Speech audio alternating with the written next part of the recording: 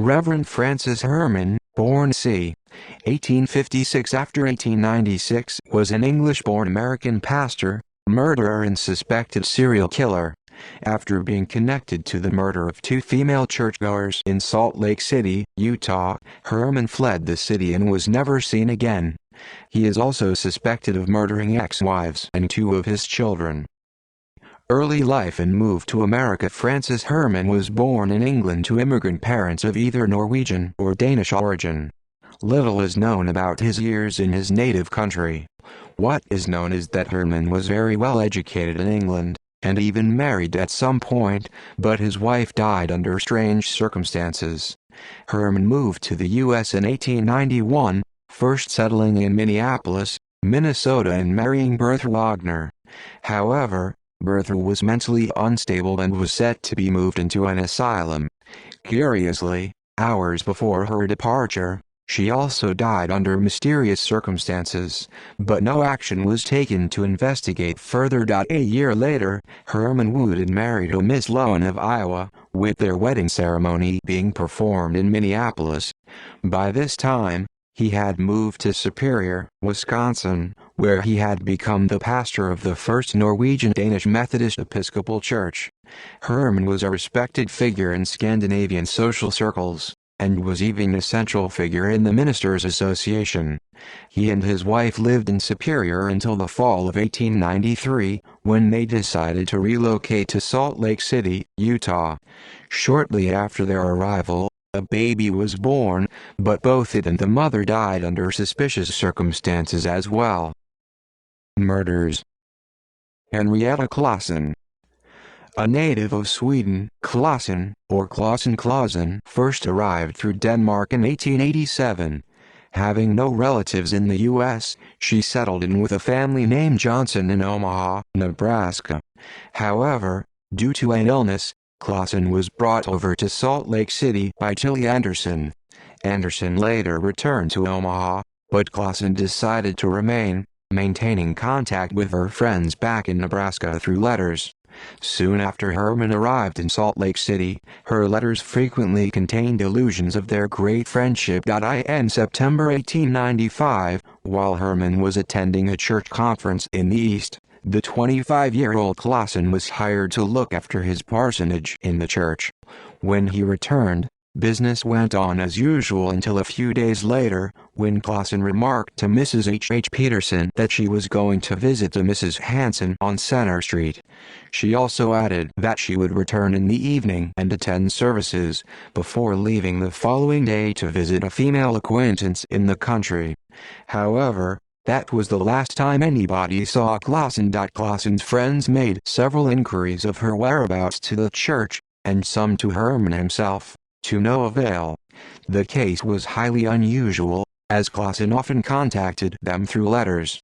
To their surprise, Hermann wrote them a letter claiming that he had solved the mystery and had seen Mrs. Claesson in a brothel in Butte, Montana.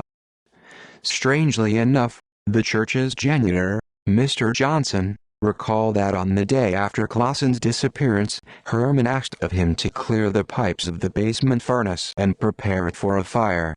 The old furnace hadn't been used since it had caused a big fire years previously, but the pastor told Johnson he needed to check the pipes. Johnson followed the instructions, and when he was about to start the fire, he was stopped by Hermann, who told him that he wanted to attend to the matter by himself. During the night, Ed Johnson, a young worker who occupied a room upstairs, was overcome by the intense heat and a putrid stench coming from the furnace. He fell into an unconscious state, and had to be splashed with water in order to come back to his senses. His parents complained to Hermann about the fire, but he continued with it until 6 o'clock in the evening, when it was finally put out.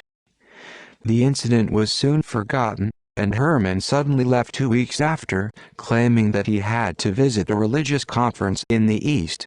He called upon a friend from Provo to replace him for the services, but the young man, who was an associate of Claesson, decided to check out the moldy basement.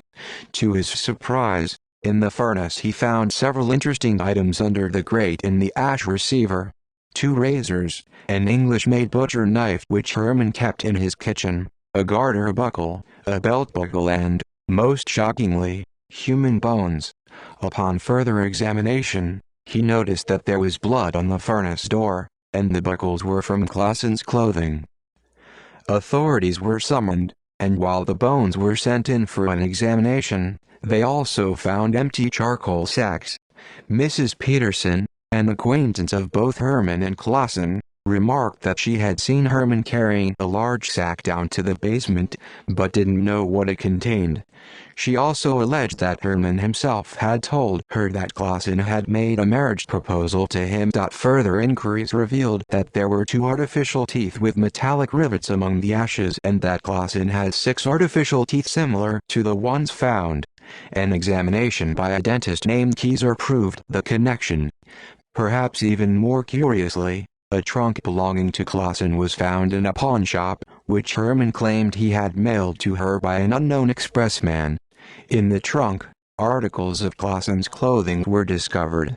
Not only that, it turned out that Hermann had sold the trunk himself, despite secretly receiving money amounting to $300 from the woman, presumably for safekeeping and investment.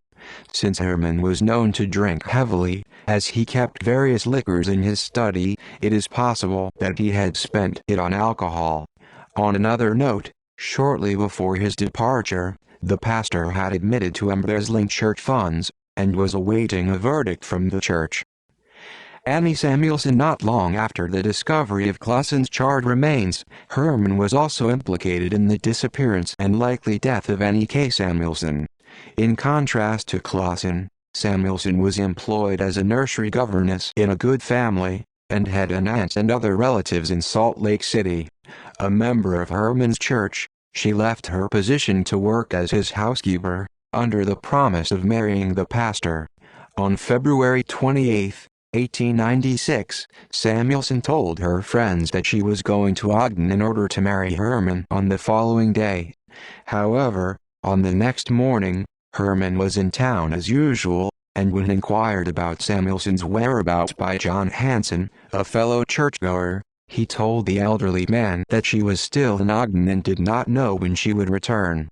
Samuelson, in fact, never did return. A few days after the discovery of Claessen's murder, a gold ring and watch belonging to Samuelson were found in a pawnbroker's shop, placed by Hermann shortly before his departure to Kansas City, Missouri.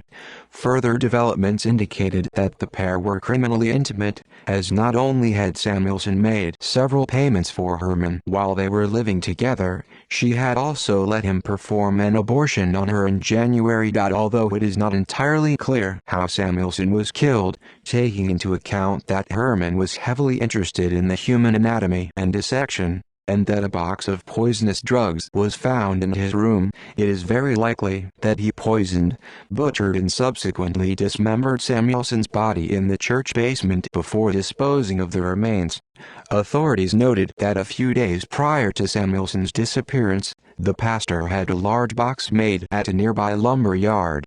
They held to the theory that he stored her remains there, and shipped them off with him to Kansas City. Despite police searching the church grounds and digging out numerous bones, some of them human, none of the remains were positively identified as those of Samuelson. Alas, Hermann's guilt was definitely proven in her murder by 2 separate letters, written on behalf of Reverend Ellefson and presiding Elder Morg. In the first case, on May 6, Hermann visited Ellefson's and gave his wife some clothes, claiming they belonged to Hermann's deceased wife. On closer inspection, some of the garments bore the initials A. K. S. Those of Annie K. Samuelson. The same case was for Morg, of Brigham City, whose wife also found the same initials. In addition, Reverend Melby from Butte sent a letter in which he noted that Hermann had actually sold a trunk and a quantity of ladies' clothing while in Montana. Suspected victims. Aside from killing Claessen and Samuelson, Francis Hermann was also suspected in the deaths of several ex-wives and 2 of his children. First wife, England, died under suspicious circumstances on an unknown date. No other information is available about her death. Birth Wagner and child, Minneapolis, Minnesota, married by Hermann after his arrival in 1891. Wagner was determined to be insane, and was about to be shipped off to an asylum when she and her child died mysteriously. Caroline Crowley, Minneapolis, Minnesota, mysteriously disappeared in the spring of 1892.